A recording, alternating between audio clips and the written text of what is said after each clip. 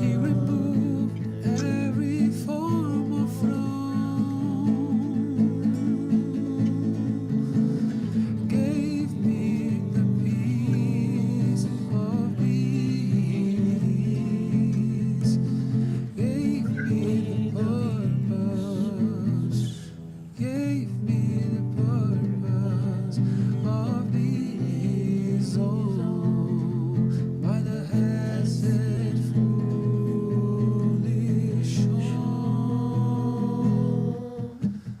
we shall never let me down. Never let me down. Said following him would make me Be a clown.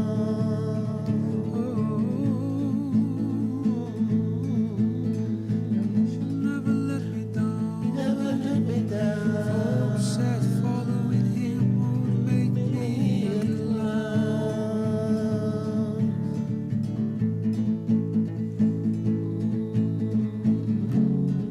Make me someone wanted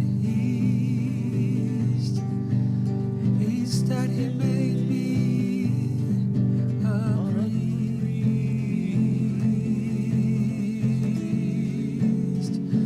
for his Torah feast. He is truly all around. He's speaking to me, the King's house.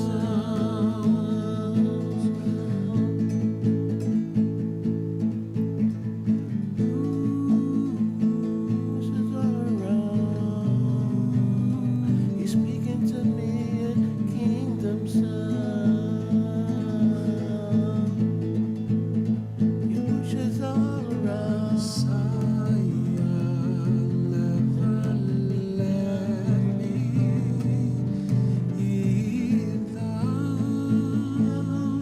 down.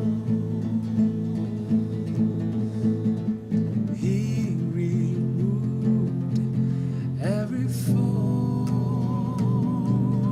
of frown, gave me the peace of peace, gave me the purpose of peace. Oh, when the chesed foolish you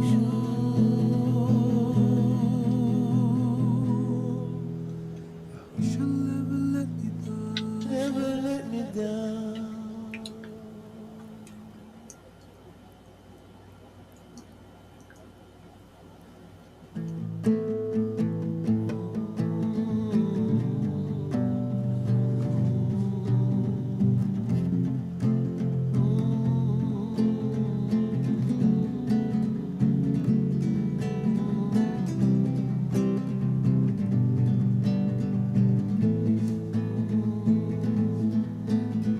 Yahushua never let me down. Never let me down. Folks said following him would make me a clown.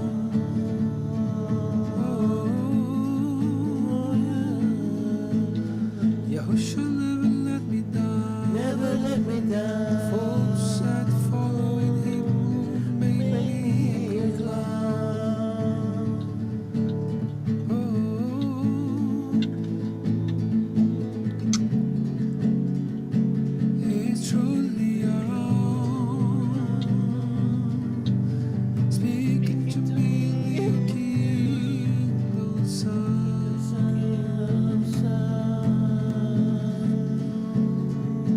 He's truly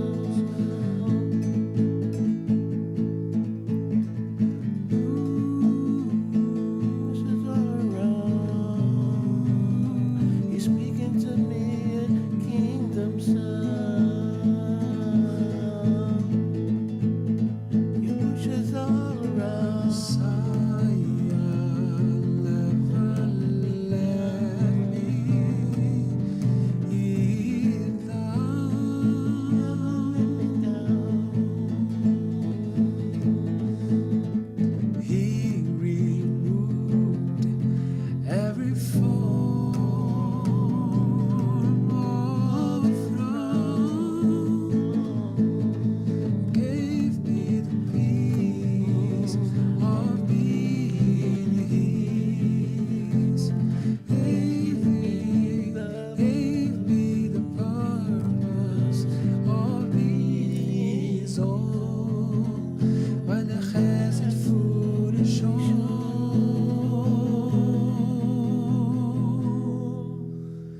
You'll never let me down. Never let me down.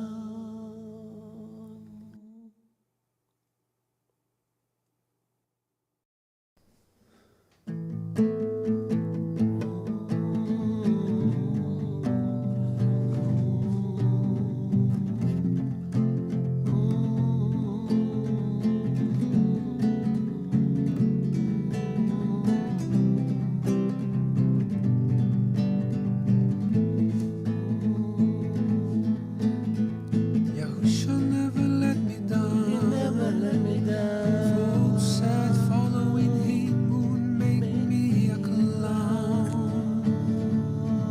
Oh,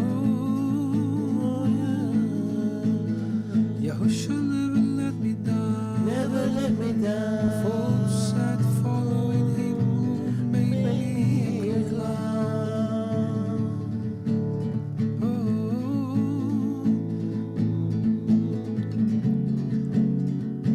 He's truly around, speaking to me, the kingdom sound.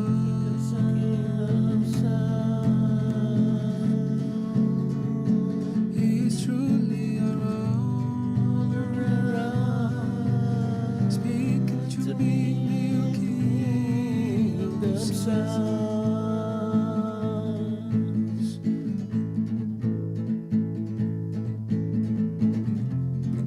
My Messiah never let me down. Never let me down. He removed every form of wrong,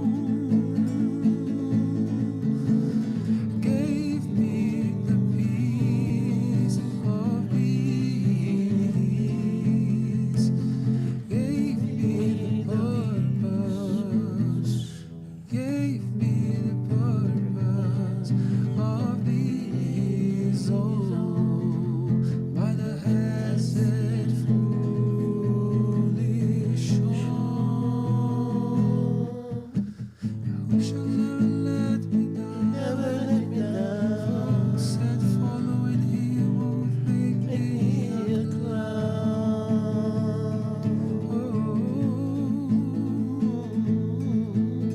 Yahushua never let me down. Never let me down. Said following Him would make me a clown.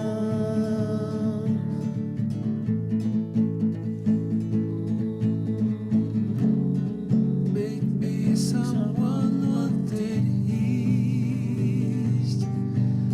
East that He made me a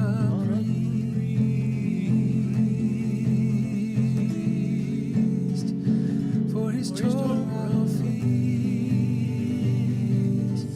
He is truly all around.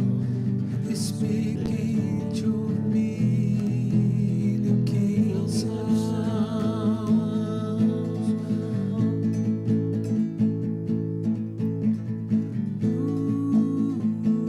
This is all around. He's speaking to me in kingdom sound. Yahushua's all around. Messiah never let me down.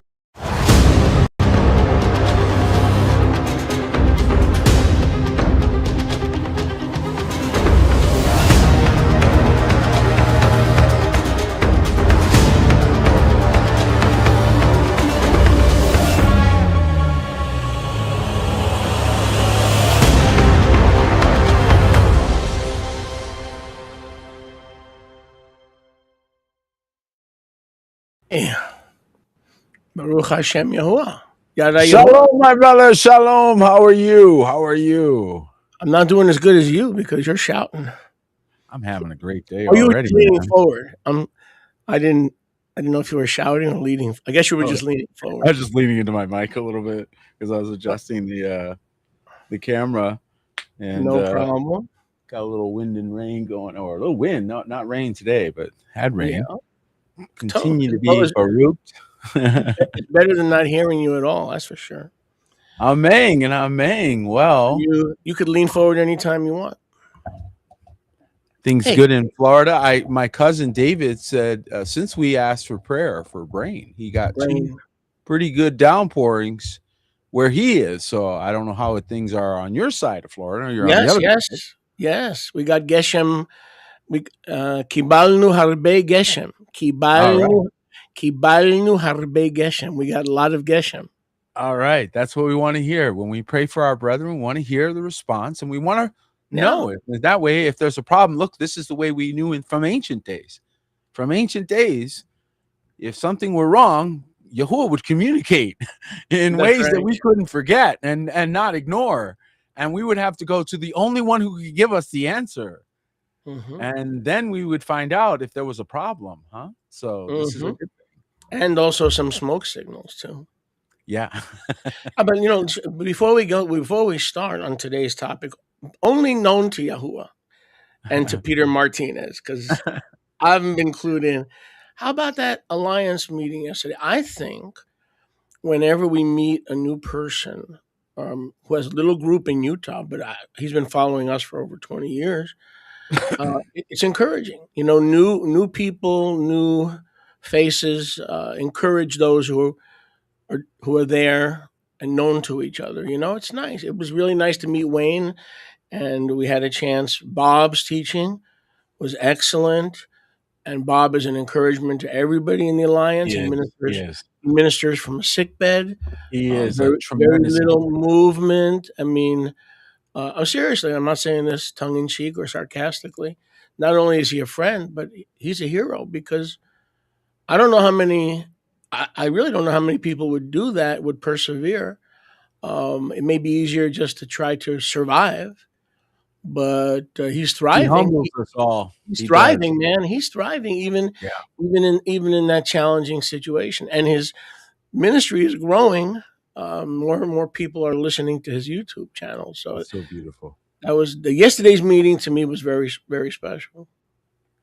It was a sweet aroma, I believe, before Yahuwah.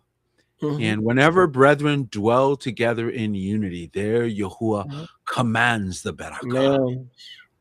Okay, I've always loved the sound of that. I've always loved the way that sounds. It's like he stands up and says, "Do I smell unity? Command the barakah." Command the bracha. I want to be there. I want to. That's what.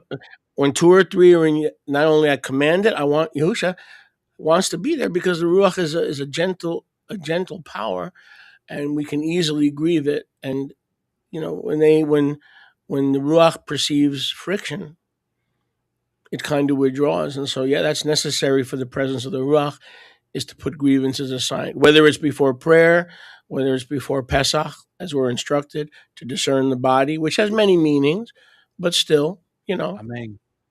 Yeah, and so one thing though, I want to, before we get started, today we're going to be a little shorter, okay, somewhere around an hour and 15 minutes. So all y'all who think, you love to hop in at the end, nah. If you like live stuff, I mean, watching it on replay is nice, but I'm a live guy. I like things that are alive. My food, that's living food. My women, I like everything alive. Okay, I don't like dead stuff. Amen. My wives. Let me clarify that. Let me clarify that. So I like stuff that's alive, and today we're live only for about an hour and 15 minutes, because I had 3 meetings yesterday. I have another meeting today. I've got another one. Another broadcast. I'm not like Peter. He doesn't mind having 17. Oh no! Tonight I do the news, and then I go. And everybody here knows that for 3 days, 4 days, I just rest and I work on other things. I create other things and work on other things. But to me, that's like a break compared to ministry, especially in this hour. You want to talk about knives out for you. You can't make a single error. And Yep. so walking in a manner that is above reproach has gotten much more difficult. The lights are on. And so if you weren't training for decades for this moment, you're probably going to have a little bit of difficulty. But one thing I wanted to say before we, as part of our segue in, is how about that revival? You know, it's so easy for us to only see things that are not quite right yet, or, you know, things that we don't like, or things that are not good, or things that we still see as points of progress that we need to make. And I get that.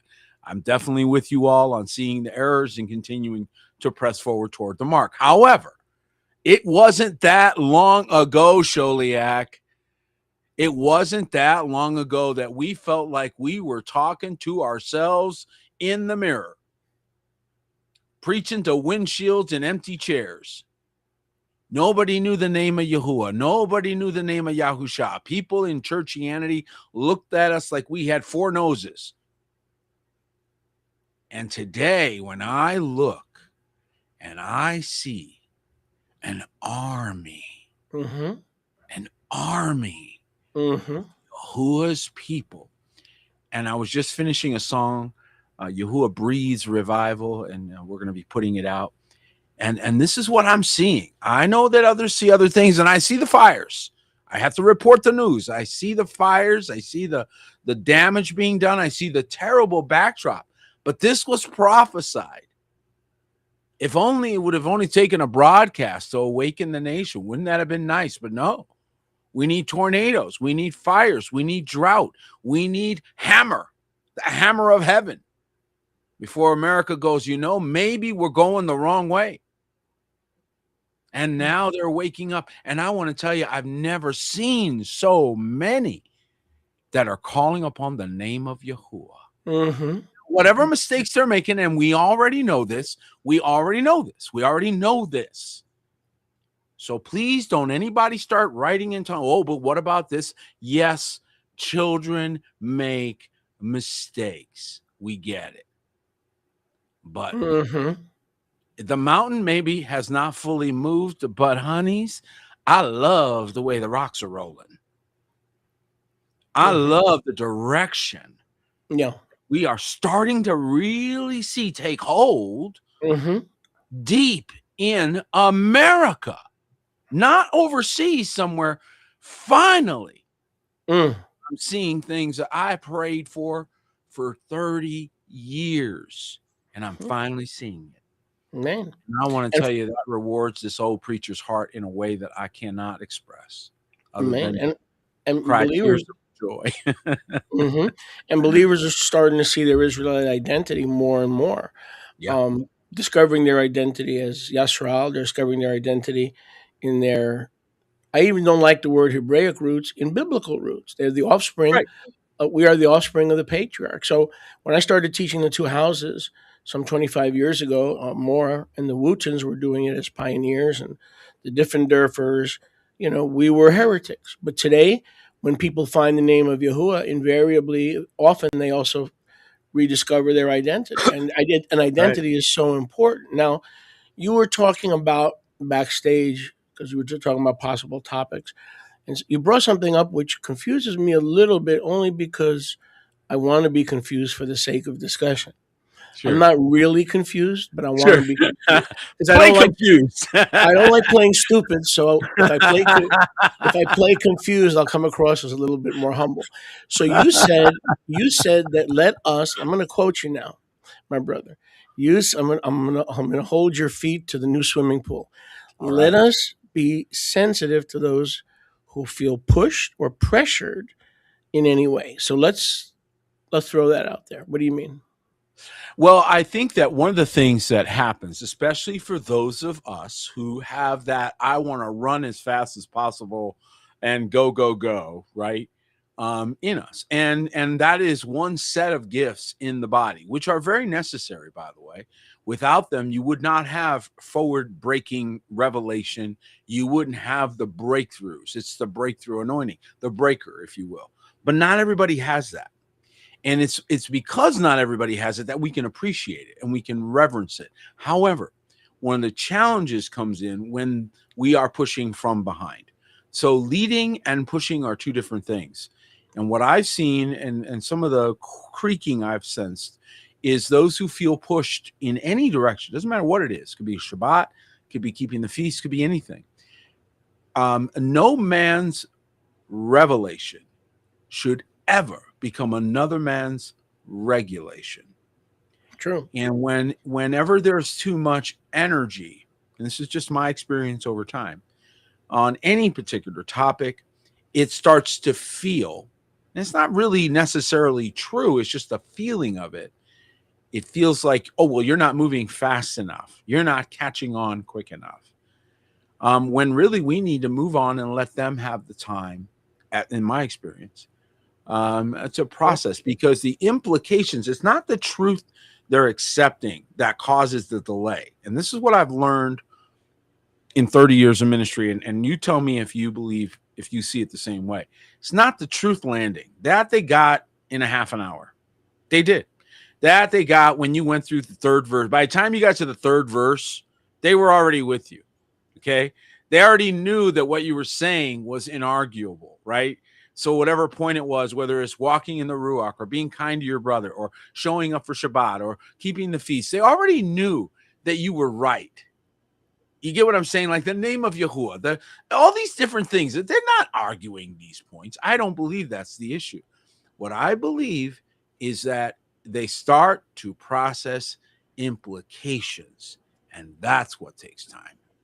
They take their brain kicks in. Yeah. And they say, if I do this, when I do this, how I do this. Okay.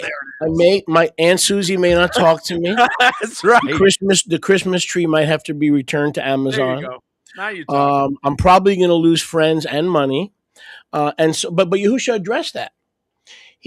When truth comes, if we are his disciples, he addressed that. He says, count the cost, and not just the cost of committing your entire life to him, but the cost of those things in your walk that will challenge you, like you were saying, the things that the Father is depositing in our lives, the two houses, the true name, a Torah marriage instead of traditional marriage.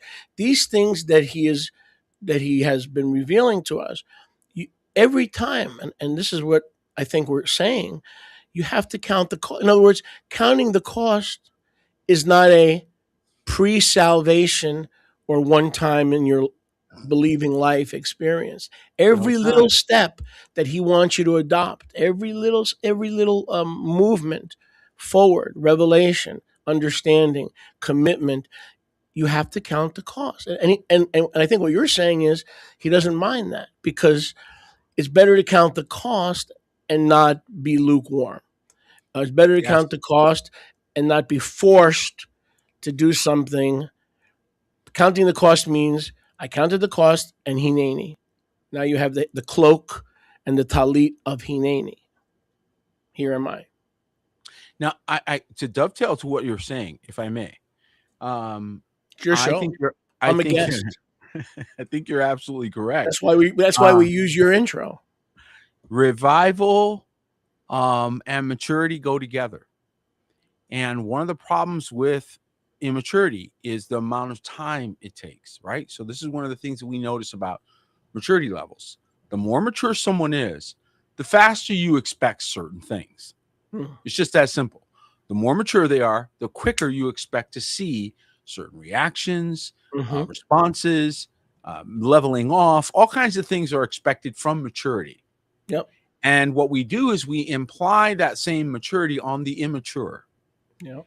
And rather than simply call them the immature respectfully, and then say, when you are more mature, these things won't affect you. This isn't an insult. It's a declaration of the truth of the pathway. So one of the things that we have to understand is that we have to respect the pathway and not try to minimize it. A corporal doesn't get mad that he's not a major or a lieutenant. He understands that there's a pathway to becoming those things. If there is no understanding of that pathway, if there's a robbery of the wisdom of the ancients, if we've lost these structural things that were part of our biblical or Hebraic, however you wish to say it, roots, then we lose structure. And authority is only understood within its structure. Right. I'm going to say that again because it's a deep thought. Authority is only understood within its structure. And so you got people out there trying to exercise authority with no structure. And people look at them and go, who are you? And rightfully so. Okay. And yet when you have alliance, when you have unity, you have accountability. You start developing structure. What happens? Those that are wolves in sheep's clothing. So hear me out. Outwardly look, as we touched on the meeting yesterday, outwardly look good, but inwardly are ravening wolves. Ravening, meaning they cannot consume enough. They cannot take enough. They constantly are looking for their own benefit to raven or to ravage. Okay. And that's a killer. That's a killer. When if you are overly selfish, and I'm talking to just about everybody. Don't think I'm not talking about you. I'm not that diplomatic.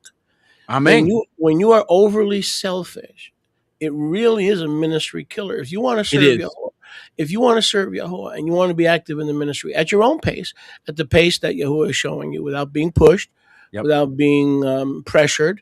Yep. Okay, fine. You don't like to be pressured. That's legitimate. What's not legitimate is to what was I saying before that? Man. When you start talking, it'll come to me. But it's legitimate not to want to be pressured, but you have to go do things willingly. Oh, there it is.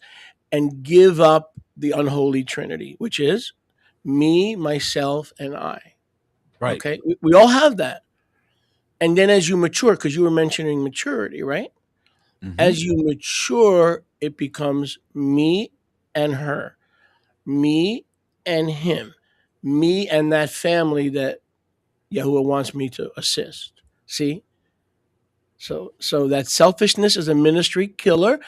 And so there are two issues here. Maturity means you become less and less selfish and more Messiah-centered, which invariably will lead you to teach and to obey the second commandment. So, yes, we don't want to push people, but when the Ruach pushes you, a lot of times the Ruach is pushing you to give up a lot of sovereignty in your life, a lot of sovereignty. And boy, a minister, even a part-time ministry, as you said before, we're all ministers. Everybody who's a husband is a minister. That's right. You got to give up that selfishness. That is absolutely it. And self-centeredness is the source of a great amount of misery. I think there's several books on that topic. My wife was reading one and would confirm that. Maturity, the reason why you see that accelerated speed is not because they're better people. It's because they've pre-processed implications. They don't care what the implications are once they've reached a certain level of maturity. Yeah. They've concluded the implications ahead of time and don't give a flying flip. Counted the cost. They already counted those costs. It's when you're counting them real time that you slow way down because you didn't pre-process that. You're new to the kingdom. Maybe you're new to Shabbat. Maybe you're new to the feast. Maybe you're new to certain doctrines that you had never heard before. And it's not that you disagree. And this is the part that I want to point out for all of those out there moving just a tad fast. Sometimes you are encountering resistance, not because people disagree with what you've said or shared, but because you're just not giving them enough time to process how it's going to implicate into their life. And this is a valid point. Because the reason why we consecrate ourselves ahead of time, he says, consecrate yourselves, and then there's an event. Why? It's pre-processing. People that never got that chance, people that weren't taught the Hebraic or biblical way of meditation, preparation. We don't walk to a feast day without prep. We don't walk to a Shabbat without prep. Prep days as big as the Shabbat. And so without knowledge of these things, without pre-processing these things, those trying to process them real time have a massive disadvantage. Okay, that's no different than the young lady who's trying to decide whether she's going to give up her virginity in the car with the cute guy. versus the young lady who's already had that conversation with her parents, with Yahuwah, with her parents, and doesn't care what young man is sitting in. Now she's pre-processed that decision, the implications of it, everything's already been thought through. So when she hits that fork in the road, are you hearing me today? When she hits that fork in the road, she's not as discombobulated, if you will, as the one that's processing it real time, going and having to think of it under the swell, under the swoon of estrogen or whatever. I don't know, hormones of some sort, right? So this is the difference. And I really believe one of the things that the apostolic ministry is meant to do is slow it down. One thing I don't like about prayer, I know I got your attention now. One thing I don't like about prayer is a lot of believers misuse prayer as an excuse to not go at the pace and to receive the truth that Yahuwah is asking from them. So Yahuwah says, I want you to start doing Shabbat now. Oh, I'm not ready. Okay. How about in July? I'll pray about it. Excuse me. That's a commandment. There's a difference between Yahuwah saying it and man saying it. But you understand you follow what I'm saying? I 100% agree with you. Well, I have seen the malaise among believers where they use prayer as an excuse to set their own pace rather than the pace Yahuwah is setting for them to adopt these things. I don't like prayer like that. The prayer I like is the prayer Yahusha taught us. Thy will be done and thy timing be done. Okay. So if you want me to move faster, okay, on Torah marriage, I will. If you want me to move faster on the return of Yahusha, I will. Okay. That's the prayer that I don't resent. I resent prayer when it's used as an excuse. So now everybody understands what I mean is I don't like some things about prayer because the believer, like everything else, can abuse it. And when they abuse it, it becomes an excuse. So I will agree with you on every believer walking at their own pace. But I also believe the Ruach HaKadosh will show that individual the pace. You see? It's not like Yahuwah is not involved. It's not like Moshe's going too fast, Peter's going too fast, I can't keep up. Okay, well, that may be an excuse or that may be true. So you've got to walk with Yahusha and let him show you what is my personal schedule for adopting these truths in my life, because when I adopt these truths, it doesn't change the truth. The truth doesn't change based on when you are ready to adopt it. And like you said, and I said earlier, always count the cost. So counting the cost is a continually recycling thing in our walk with Yahusha. I don't fault the person who is counting the costs, who says this is going to cost me some relationships. Mm-hmm. And has already made up their mind that they're going to do, like, let's say, keep Shabbat or keep this. Mm-hmm. They've already made up their mind.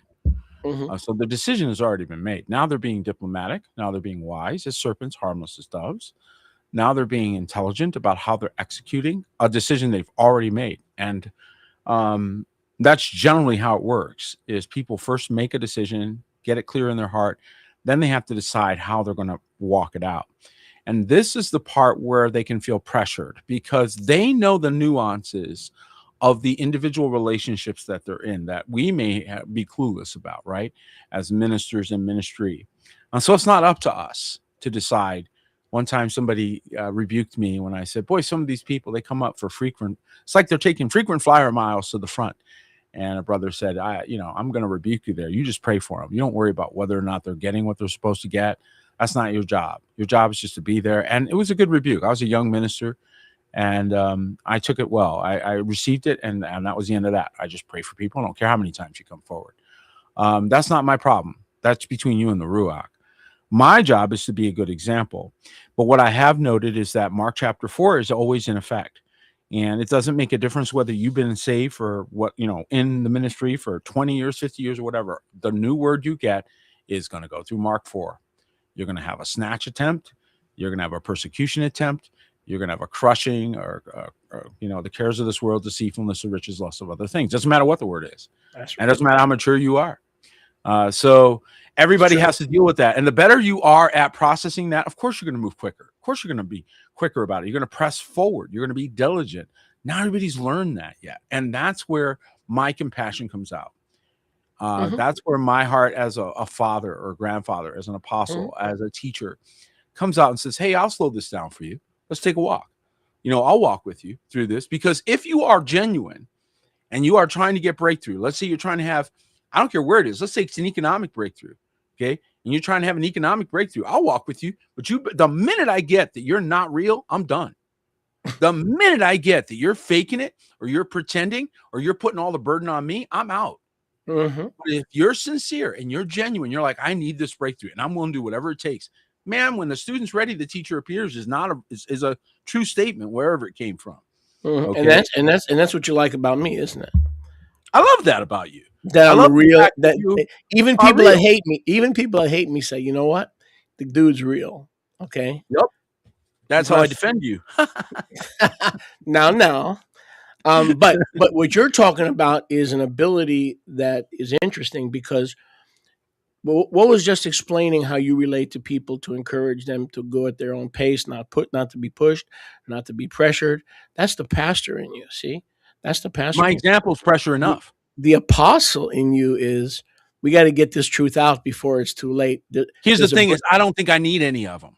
See, when you have a gift, the way see what I'm saying, you have that ability to switch, to switch from breakthrough. I'm going anyway. Here's the apostle. We need to take this AI thing and use it for glory. And that's the apostle. But then the pastor says, well, wait a second. Susie she's feeling pressured. So in other words, you've got the ability to shift. And one of the people say, what's one of the proof of the apostleship? One of the proofs of apostleship, not all, but one, is the ability to step into the other fourfold, including comfort. And part of comfort is, with the Ruach, establish a learning pace, a discipleship pace for those that are under you. And you have that ability as an apostle. See, and a pastor is stuck in that ability, hopefully, if they execute their office. But when they're a new doctrine, or a doctrine that is begging to be restored, Acts 3:21, then you need that apostolic breakthrough. And the pastor may not be able to step into that role as hard as they try. So that's what I like about being apostle. Personally, if I need to go back to being a street evangelist for 2 months, right? If Yahuwah says go to Guatemala, I can do that. You see what I'm saying? So Baruch Hashem Yahuwah, I boast in Yahuwah. As it is written, let him boast in this, that he knows me and understands me. So that's the way I see it. The apostle does the same thing for the pastor. To extend this point, the apostle, because of the strength of this gift, it buys the pastor time he needs himself for implications. He's another one processing implications. That's a biggie right there. So the apostle's buying you time. He's taking the flack, he's taking the heat, while the pastor gets a chance to process what he's learning and then come softer to the people and say, okay, I've had a chance and let me explain it to you this way. And because he knows his people better, he can take something an apostle said and break it down in Michigan language, or in Virginia language, or in Puerto Rican language, or Mexican language, right? Or Brazilian, because he's able to take what the apostle said and say, okay, let me help you with the implications, because that's really where you're all struggling, is what did he mean? What does this mean now? How do I now live my life? Oh my goodness, you've changed all of the parameters. That's a biggie, Peter. That's a biggie. How about the pastor that's got to run it by his wife? I wanted to bring this up today because I wanted to give my people. Let me finish this. Yeah. I wanted to give those that are listening, especially those that were, with Remnant House, understanding that we pace. So just because we got introduced to a truth doesn't mean we need to run all the way. Your eyes have to open first. Then you got to get help as to what's been preventing that from walking in your life. Then you need healing of whatever's been holding that. Just learning the truth. You don't go straight to free. You don't go straight to demonstration. That's a great way to hurt people. So there's a healing that we all need whenever we discover a new thing. And when we learn something new, one of the most damaging things people do is run out and try to beat everybody else up while you're still processing it in your own life. You were talking about a pastor getting ready to introduce the implications of a restored doctrine or a restored truth to his people. Poor man. Forget about that. How about when it's time to run it by his wife? That's my point. He needs support. But He needs to run it by her. But the implications of how it's going to affect his house, not only how it's going to affect his sheep. Okay, because you know how many men have been scared or frightened or intimidated out of their responsibility, the unction, an unction, or the maaser davar Yahuwah. The maaser is the burden of the word of Yahuwah. We see that often in the minor prophets. The burden of the word came to Malachi. The burden of the word came. What does it mean, burden? That means you have an unction and you will be disloyal if you don't discharge it. Okay. And here comes his wife, and she ain't ready to budge diddly squat. So, yes, the pastor is concerned about how his sheep and what pace and like you said, what the implications are. But that's why what you were saying is brilliant, because it's going to have implications first. You should think those through. First in his house. Yeah, you should think those through. And I'm going to say this in love to all those who are pastoring and leading in any way, and especially husbands, because that's where it begins. Ministry did not begin in churches and big buildings. Ministry began in a garden. Okay, man and woman. That's so I'm going to say this in love, and I mean this sincerely with all gentleness and kindness in my heart. Fear is a disqualifier. The end. If you are afraid of your first ministry, which is your wife, you're scared to even tell her, you need to sit down. Bingo. You need to stop touching the sheep. You need to disqualify yourself. You need to recuse yourself. Bingo. For being unqualified to touch the things of the kingdom. Because if you're afraid of the person sleeping next to you, if you're afraid of bringing issues that are needing addressed in your own home, you got no business touching the household of faith. Just saying. First that thought. Is profound. And I don't think everybody appreciates that because they don't have ministry experience. But what you just said is profound. Leaders, potential leaders, future leaders, if you are scared of your wife, number one, your relationship needs fixing. Number two, there's a trust issue. Number three, I agree with Apostle Peter. You need to step down because the fear of man brings a snare. And your wife, and the wife, the snare that comes through your wife is bigger than any other snare. Because she's a greater threat. You've been called to represent him and your wife, but your first calling is not just the fear factor that you were talking about. It's he called you and filled you and anointed you and laid his hand upon you and ordained you to bring forth much fruit. It is to fear Yahuwah and to be his ambassador. That's right. Not just the covering for your wife. You are his ambassador. And if the fear of your wife's reaction stops you from being his ambassador, you worship your wife. Turn the camera off. I'm not scared of my wife, and I never will be. I would rather. Fear is a form of worship. Let the record indicate. Let the record is worship. Let the record indicate. I will rather live in the YMCA with a King James Bible and a big gulp and a tuna fish sandwich. If my wife ever tells me to disobey Yahuwah, not do what he said, mock me that I haven't been hearing from him for the last 3 years. Okay, I will not allow that spirit to control me. Why? Because he called me. Yahusha called me. My loyalty is to him. And now, if I have a Proverbs 31 wife, well, I'm not going to have that problem because her first loyalty is to him also. Correct. So just in the same way that fear is a disqualifier, and again, I don't say that in a harsh way, and I'm certainly not trying to condemn anyone. What I am saying is that perfect love has to arrive to cast out all fear, because fear has torment. And Adam's mistake was he hearkened unto the voice of his wife. So we cannot repeat this error. This doesn't mean that the voice of our wife is not respected. In fact, it is highly revered, especially as it attunes to the mission and vision for which it was sent. First, it must attune to the mission and vision. Then that voice becomes incredibly valuable, but not until. And that is where the leader or the husband must hold the line. This is what Yahuwah was teaching Adam and has taught us all as a result. So courage qualifies you. Courage qualifies you Fear disqualifies you. It's black and white. There's no place to stand in between.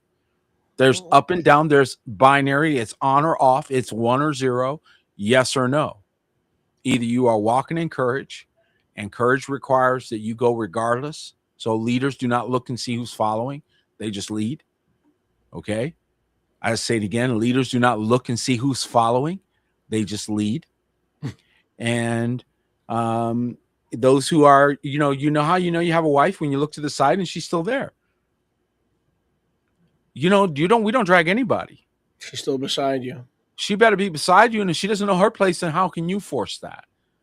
And of course the exception is if you have Job's wife. Now, when Job's wife tells you, if you have such a wife, Yahweh forbid, curse Yahuwah and die, or serve me and don't serve him. You're not you have to give up your service. Sorry, we're not going to give up our first love. But the women Yahuwah has put in our lives, praise be to Yahuwah, are not like that. They're what attracted them to us is they want to serve him too, right? I don't believe it's that simple. I believe it's simpler than that. It's all women have the capacity to attune. It is within them. The question is, what did they attune to? And so when they are attuned to the world, they become ambassadors of the world's mission. They become some of the loudest voices out there are female voices pushing other agendas. Why? Because they tuned into them. Right. But when they tune into the word of Yahuwah, when they turn into the man that Yahuwah has established, and then the word, they become incredible assets. Powerful. So this is the challenge you have. This is the battle we all face. Is the attuning. Is everyone must come into alignment with one. Alliance. I agree. But what I'm trying to say is a woman who wants to serve Yahuwah will see a man who is already serving Yahuwah or has the same calling as a treasure, just like he'll see her. That's true. Let's get back to the original topic, which is pressure and pace. Okay. So how do we apply the proper pressure and pace, which we don't apply? It's got to be the ruach. There it is. In a situation, in an unequal yoke situation where the wife tolerates your love for Yahuwah, but doesn't want to be an active part. That's unequal yoking. Okay. You got temporal and permanent yoked together. So, but in terms of pushing her, or in terms of the pace, how do we take this topic and apply it? Okay, first of all, you cannot take the same principles that are applied to a permanent tire and apply it to the donut that's only meant to go 50 miles. Right. And we already talked about this. And a lot of times it's kind of harsh. Apostles are cut and dried. I'm sorry. Prophets are the same way. We're going to drop a plumb line and we're going to tell you this is good and this isn't. And the part that isn't up for discussion anymore. And so we got to stop revisiting these what if scenarios. There's the way it works, and then there's everything else. So these other scenarios where women, for example, have been given the wrong impression or given lies as doctrine, their job now is to sort that, which is really challenging for them because a lot of times they've been lied to in a way that makes them now regret or feel penalized by the truth, right? It makes them feel like there's something, oh, wow, something I thought I had, now I don't have. You never had it. You were lied to about things that you thought were okay that are now you're realizing. And fornication, for example, a lot of people actually didn't know that was a sin. I'm shocked at this. They didn't know it was a sin, brother. Are you kidding me? No, I didn't know that. What? Nobody ever told you that? You went to church how long? And you never got explained what that word even means? And you sit there and you realize, wow, we have done a massive disservice. Without getting sidetracked, though. It's interesting you bring that up, because without getting sidetracked, the fornication is an umbrella word. It's about 15 to 19. Listen to this. There's about 15 to 19 Torah laws. And each law is different. Okay? Some of it is social repercussions. Some of it is marital repercussions. Some of it is societal repercussions. And it gets, yes. What? Excuse me. Well, and that wasn't my point, although I do agree there's nuances to each of the commandments. My point is that ignorance isn't bliss, and that there are brethren who are coming in and they are going, "Oh my goodness, I didn't know that," or "I didn't know this," and then what do I do? And the implications. So they were convicted, on this day, but now that the go home and pack, the how do I unwind this relationship, the how do I unwind our financial things that we did without realizing. I mean, there's lots of other implications, and this is where we and ministry and those of us that are growing and moving at a different pace need to be sensitive, not because they're not repenting, but just because their hole may be deeper. But let me finish my thought because I had an interruption. Okay, Sure, speaking of marriage, I had an interruption. It was a good interruption. It was a necessary. She's lawfully interrupting. Let me just get back to me. So here's the point, and this is important for our audience because you're not going to hear this almost anywhere else. Maybe a few places. For everything's fornication. No, it's not. If you cannot define what fornication is, if you cannot define what is a biblical Torah marriage, you have no business teaching it, because not everything what the church has done is lump every. I'll give you a perfect example. I mentioned this on Shabbat. Let me give you a perfect example. And now we can throw what you're talking about, pace, receiving, understanding, right? We can throw that in, right? Based on what I'm about to tell you. Okay? Let me give you a perfect example. What if I told you, now I want everybody paying attention. What if I told you that prostitution and harlotry in the Torah are not the same thing? Now, today, both are lumped under fornication, correct?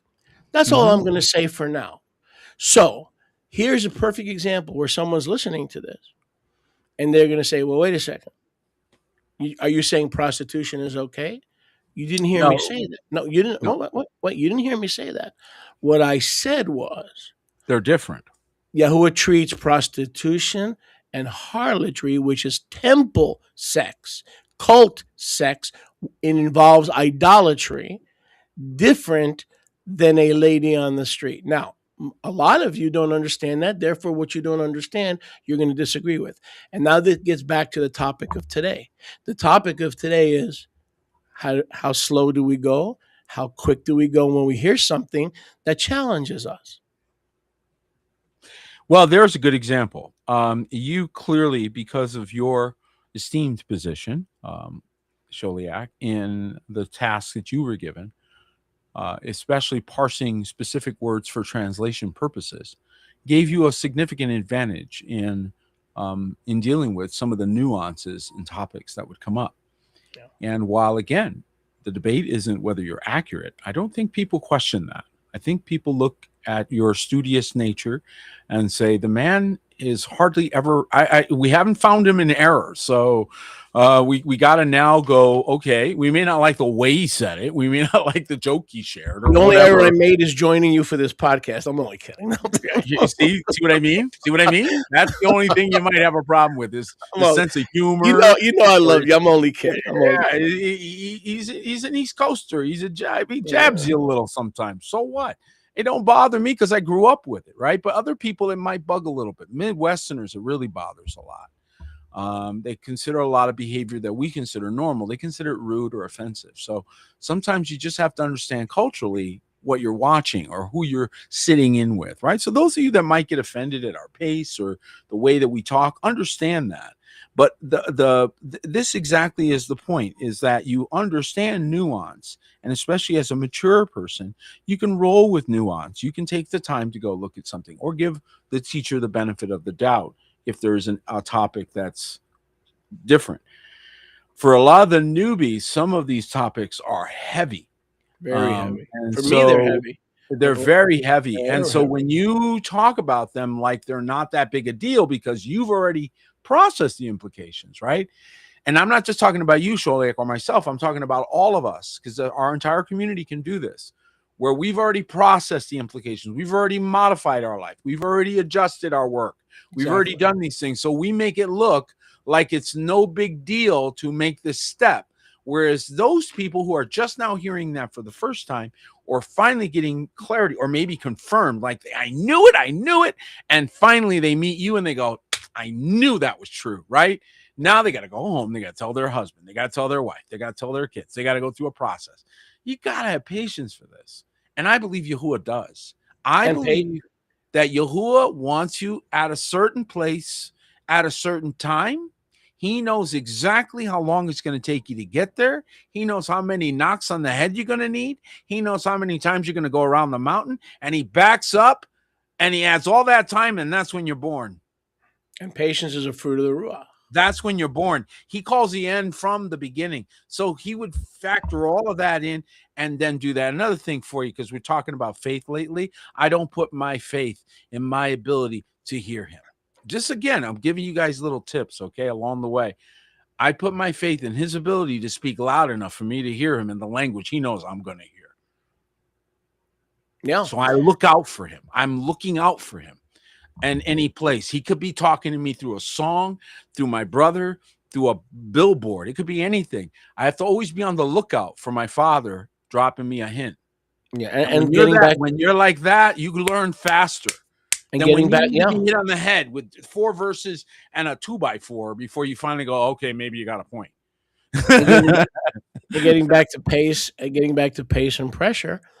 The Ruach is gentle. It'll lead you into all truth, and it considers your pace. But Yahuwah also chooses you, predestination, which I believe to a certain extent. He chooses you based on your ability to receive the pace that he has ordained for you. But having said that, a good spouse that is in tune with their husband or with their wife can encourage each other's pace and not be offended and not cause offenses, as opposed to a relationship. Somebody watches us on YouTube, they may get offended that we're pushing too fast or requiring too much. But a husband can improve his wife's pace if she will allow him, and vice versa. So there's a beautiful merging there. Before I forget, so the Hebrew word for, and again, we're talking about what pace can you receive this apostolic prophetic restoration stuff? So the Hebrew word for prostitute is zonah, right? The Hebrew word for harlot is kidasha, which is very interesting because it sounds a lot like kadosh. But trust me, temple harlotry is not kadosh, but it's just interesting how the word is very similar. She's called the kedusha. So one day when I have the chance, I'll teach on the difference. And keep something else in mind. Rahab was a harlot. Wait a second. Pardon me. She's called Rahab the harlot, right? But guess what? She was never a temple prostitute. She was a zonah. And the word there is zonah. They've taken this kadosh woman. Listen to this, Peter. They've taken this kadosh woman and turned her into a harlot, a recovering harlot, when the Torah never calls her a harlot, it calls her a zonah. You see how translation matters? It's a very tricky, because Rahab was never a harlot. Yahuwah would not have chosen her to hide the spies if she was a harlot. She was a mere prostitute. So this is what I'm talking about. This is challenging, right? This is challenging to myself too. This is not challenging to the apostles at the gates. This is challenging to me because this is not what I learned. Forget the world. This is not what I learned in the church. That's right. And can I ask a few questions? Absolutely. It's your show. I'm a guest. How long into your walk did it take before you came to that revelation? Yesterday. All right. So we're going to give you those 40 years. All right. Yeah. It took you 40 years to get to that. Yeah. Right. And you're right.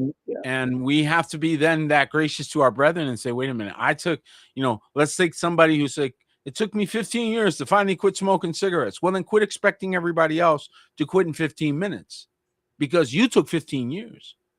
That's true. All right. So let's have enough grace for our brother to say, I get it. I have a revelation because I had to go through this and I don't like the smell of the smoke or whatever it is that's bothering you. I get that. Step away, but give your brother the same amount of time.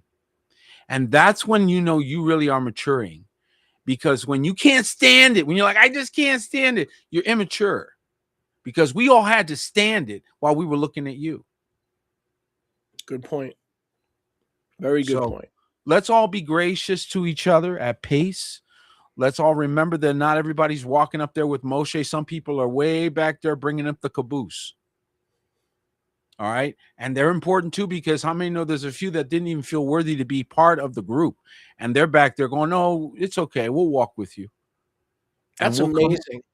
That's amazing, because I had people come to me and I didn't realize that our ministry was doing that. And they said, I don't think I'm good enough for your ministry, or I don't think I'm spirit. And I'm like, no, you are good enough, because you're washing the blood. You're hungry. You want to learn. You repented. You put your past behind you. I don't want to hear you talk like that, but it just shocks me that there are people who would join, let's say Yadi or Remnant House, but somehow they don't think they're good enough. That's sad. When I run into that, it's really sad. It's good. And then I have to encourage them and say, no, we welcome you. If you're not here to cause strife, as you always say, right? We welcome you. It's not your pace. It's not your pace or your level that's going to divorce you from our camp. It is bringing strife, gossip, and strife. Yes. We don't want that. We don't want that. Well, if we're not careful, and this is for all of us, so this is a rebuke, or not a rebuke, but just a gentle admonition is probably a better way to say it. If we're not careful with our breakthroughs and in the revelations that we receive, because we are given the time to process, and the implications are processed, sometimes pre-processed, then we can sound like we're belittling those who aren't there yet. And we can sound as if we're defaming them, or in some way imposing to them or saying to them that we're better than them. No, a lot of times it's just that we just had a few more minutes to think about what you still need, a few more minutes to just think about it. And then when you do, you're going to be like, you know what? Actually, Peter, you're right. After I think this through, there really is no way out. It's like looking at Checkmate. And sometimes you need a minute to look at it to actually process the few moves you thought were still there. And then you go, no, that's checkmate. Dang, that's checkmate. And people need a minute. Sometimes people throw the whole board because they get so upset at what the implications are. And that is what I felt in my heart. The Ruach today was to say to all of our brethren out there that we love you, and the pace that we may move as leaders or others that you may see moving at a different direction or pace is also by the Ruach. So is your slowness, because some of you, if you try to heal too quickly, you will become fake, and that we don't want. So I rather you take the time. Don't begrudge us our quicker pace, because that's where the learning comes in. If there aren't some that are going at a quicker pace, like let's say the fivefold, don't begrudge us that, because that's how teaching comes to you. So we have to be sensitive and allow each and every precious sheep to grow at their pace. Yeah. As long as they're growing under our covering. In other words, if you're using the slow processing of your DNA or of your makeup to go eat at many tables and to go get many opinions and to consult 17 pastors, please don't come back and waste our time, because you got to learn the Torah of place to grow at the pace that the Father has chosen for you. But you will you will not find that pace if you are married to 16 ministries. The same way you're ladies, you're married to one Mashiach. You have to be married to the Torah of place and the table of Psalm 23. So that's right. We can't leave out of this discussion finding your pace and not being pressured without making sure that in order to steady that pace, you've got to have the same covering at the same table at the same Torah of place. Hopping around will nullify Yahuwah's desire for you to find your own pace. You can't be hopping around. That will defeat your purpose. In the same way that the scripture tells us, in agreement with my brother's comments, that we who eat meat should not condemn those who do not, and those who do not should not condemn those who do. In other words, that your liberty should not be an occasion for your brother to stumble. In the same way, the quicker have to have grace for the slower. those who are gifted in whatever ways. Maybe you have a quicker understanding. Maybe you grew up in a better cultural paradigm, and so certain truths might come to you a little quicker. That's great, and that makes you a teacher. That makes you a wonderful example. That makes you somebody that we now can look at and say, okay, show us, demonstrate for us this word that we're now getting. And this puts you under a different kind of pressure. Now you're the performer of the word. So be careful, those of you who wish to run at a fast pace, because now you must become the example, and strict judgment now comes for you. And the sheep also should appreciate that someone needs to go at a quicker pace in order for them to benefit. So it's a two-way street. It is a two-way street, and that's why beware those who strive for masteries, because you incur stricter judgment. You're now putting yourself up as the example. Some ministries have stepped down when they stepped back up into the limelight, thought it was going to go well, and then they had to step back down, wisely, by the way, because they could not handle the heat of the day. This is a big deal, folks. And what you're seeing are tempered hands that have stood the test of time. That is not easy to do, requires a lot of courage. So walk with us for a minute and then let us know if you can handle that pace, right? And so this is something that I think we have to all respect. This is why we need filtering or layers of the fivefold. The pastor has an easier time walking with the apostle, and the pastor has an also easier time walking with people. So he provides a wonderful intermediary connecting point. This is where the shepherding of smaller groups is very valuable. But it must be in connection with the apostolic. Otherwise, the pastor will take you around the same pasture over and over again and not know where he's going. That's true. Okay. He has no leadership. He needs himself leaders. He needs the courageous as well. And so this becomes a symbiotic relationship where the apostolic and the pastoral, along with the other gifts, work together to bring the people where they need to go. And we are doing it. And you're watching it happen. You watched it since the early 2000s. You watched it speed up in 2010 through 20, and it took off like it blew up after 2020. Why? Now, Why is Yahoo everywhere? Because the work that was laid in, finally the harvest began to come. You were mentioning before that, coming from the East Coast, our personalities, or not just us, anybody from may not mesh with. You're laughing already. With folks in the Midwest. Well, I'm about to defend us, Apostle Peter. I'm going to do a Johnny Cochran right now. All right. I have been to the Indianapolis 500 live at least 8 times. I have seen 8 Indianapolis 500s on Memorial Day weekend with my own eyes. So I love the Hoosiers, and the Hoosiers love me, and I'm a Hoosier at heart. So let the record indicate that. I don't have a problem in the Midwest.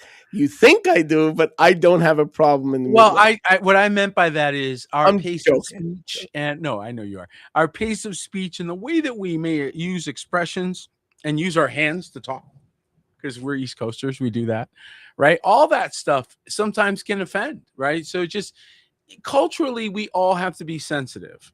And I think when we're better people. I think when we start running roughshod over everyone, well, just put up with it. I don't think that makes us look very sensitive and very wise. I think the wise are the ones who know how to be, like as Solomon prayed, that I would know how to go in and out before your people. Yes, my people. Yeah. By the way, this has nothing to do with anything, but this coming Sunday is the Indianapolis 500. So please make a note. Please make a note that this coming Sunday. I wish May 20th is too early for me. At one point, yes, it's a little bit too early. But May 24th is the 108th or 10th, I don't know, running. The first running was in 1911, I believe. So isn't that something? This coming Sunday, yeah. Just for the record. Anyway, getting back to reality. Yeah. So, anybody have any questions? By the way, you only have. Oh yeah, that's a good idea. That's a good idea. That's a good idea. Yeah, because we have a shorter broadcast, a little bit shorter today. So let's. Could you guys throw us some questions so we don't feel like we don't develop a low self-esteem complex here?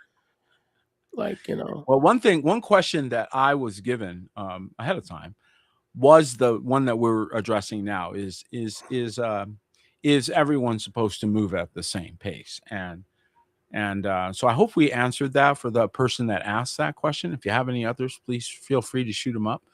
But it's a great question, and one that I believe touches the heart of the Ruach, because after all, we were all met where we were. We were all met exactly where we were. Let me see if there are any. You guys throw us some questions so we know you're there and we know you're listening. We'd be happy to answer.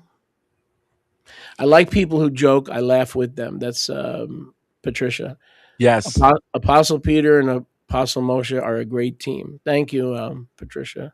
Thank you so much. We do. We appreciate the encouragement. We do. The praying we know we take shots out there that they don't make it to us, but we know we're taking them out there. So thank you for praying for us. Yes. Any questions, guys? So while we wait for a question or two, and we still have a few minutes.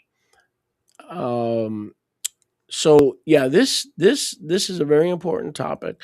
Now let's take an example, for instance, of Maryam, which was the mother, Miriam. So with all the revelations that she was receiving, all the understanding, one breakthrough after another, you have to, seeing that you don't have a man who's going to give you a child, that it's going to be the Ruach that's going to give you a child when the Ruach overshadows you. So we take Maryam, and the scripture says she treasured those things and pondered them in her heart. So there's one example of pace where there is no pace, where you ponder and then the pace comes. That's a perfect example of pondering. Yes, like you were saying, the implications. Exactly, and having the time to steady yourself for it. It's kind of like knowing a storm's coming. You got to brace for it, and I do believe that that's where most of our brothers and sisters struggle is the pace that they're trying to keep up with almost artificially, and trying to keep up with the Joneses is not a good thing. So a smarter thing to do is to walk out your work out your salvation with fear and trembling. This is where we unite, is in the fear and trembling. Not necessarily at the various lessons we may be particularly on. No, we unite in fear and trembling. We unite in shalom. We unite in reverence for him and his name. These are the things we unite on. Correct. The varying doctrinal points that you might be wrestling with, you might not fully get unity on some of those things because you're moving. Correct. So you stay on the solid things that you know you can agree on, right? You stay on those. Those become fixed points or foundational. That's what we need recovery of, because we lost some of that along the way. Look how Paul challenged the Hebrew believers. He's saying, by now you should be teachers. And instead of meat, you have need of milk. So Paul discerned the pace, and sometime he hugged it out, and sometime he shouted it out. Okay. Yep. With apostolic authority. We read Hebrews with admonition. We read Hebrews chapter 6 very carefully, and we see that he says, look, you guys have the benefit of being Torah keepers. You're Hebrews. He says, by now, you should be teachers and receive the difficult revelations. 2 Peter 3:16. Yeah. 2 Peter 3:16, the things that are given to Paul, according to Peter, are sometimes hard. Okay. So Paul has these difficult teachings, and he's challenging the Hebrews. You should be more advanced. Let's accelerate your pace. Whereas when he's going into Corinth, or he's going into pagan areas, he says, okay, let's start slow. Death, burial, resurrection. Let's focus on that for the first 2 months, because I'm only going to be here a year in Corinth. So here's the wisdom that it's to do what we're talking about. Whether you're sheep or a leader, requires wisdom. The wisdom of Yahuwah, the wisdom of Solomon, and like you always teach, the wisdom of the garden. Right? That's right. But notice how Paul can change. That's what I was talking about. The ability of an apostle to be a pastor and to be a pusher. And you need to know when to push and which is which. And I'm going to say this to my people who are listening, to my sheep in particular. There's never a stupid question. There's never a wrong pace. There's never a incorrect pace. But where you're going to find my teeth and where you're going to cross me is if you go elsewhere, you're talking to 7 other sheep pastors, you're getting on the phone trying to see what they think about where we are doctrinally, and you don't come to me, you don't come to the elders, you're going to have a problem with me. You're going to have a problem. Sure. Well, that's not a person that's you're now serious. exhibiting behavior that is against as opposed to for. So there's pro activity and there's con activity, and that would be con activity. That now you're looking for fault, finding fault for your exit. It's typically what people do, And looking for answers, including your pace elsewhere. Yeah, well, If that's Peter- understandable. It happens. If Peter is your apostle, then your understanding and your pace. Like I had a sister ask me one time from your ministry, what about Yah? What about the short poetic form Yah? Because we believe here that it's not righteous, it's not right, and it's a belittling, and I don't know exactly how to put it, of the true name, or another trick of the enemy to replace Yahuwah with Yah. Okay, so you know my answer to her was, well, you're under Remnant House, and you need to follow what they're teaching. That was my answer to her. I may see things a little bit differently, but I said you're under Remnant House, and you need that. And so the answer is you have the correct answer because you are under the covering that Yahuwah gave you. So whatever question you're asking me is actually the correct answer. That takes maturity. I wasn't always able to respond that way, but I believe that takes a level of maturity. It does, because unity in that group is more important than straining gnats to swallow camels. And can the group then later on at some point go, hey, we may have missed something? Yep. And could you have been right all along? Oh my goodness. Is it possible that you had to sit correct all along while you waited for other people to catch up? Oh my goodness. Oh my goodness gracious. I hope you survived the process of waiting for other people to catch up to your revelation. Welcome to ministry. We all have to do that. So anybody that felt tortured because you were waiting for other people to catch up, grow up. We all have to do that. Yep. That's just the way it is. Yep, I agree. But there are no other questions. So we have 2 minutes left, or roughly. Any closing thoughts? Any closing comments? I just second your comment about the Alliance meeting being exceptional yesterday. We had a wonderful time. I want to encourage those of you that aren't in Alliance now, that are in the work of the ministry or moving in that direction. We strongly encourage you to join together with your brethren. And if you're not, and if you were in it and you got discouraged or disappointed, don't worry. Contact us, and we'll be united. It's not we're here to encourage one another and to lift one another up. But yeah, that was a special meeting, and the spirit, the cooperation. It was a beautiful thing. Amen. Anyway, my brother, so you have another broadcast tonight. So now you have 20 more minutes than you usually have to eat or prepare or go for a swim. By the way, before we go, and I don't mean this disrespectfully, I'm saying friend to friend, I sure hope you guys use that pool a lot. Not just for mikvahs, because man, on a summer day, I can only imagine what a blessing that pool can be. Just we have to keep our cows from enjoying it. That's the challenge. Is the cows want to get in? Not kidding. So we have our challenge with the cows. Other than that, we are loving life. Thank you so much, brethren. All right, guys. Love you all. Shalom. We love you.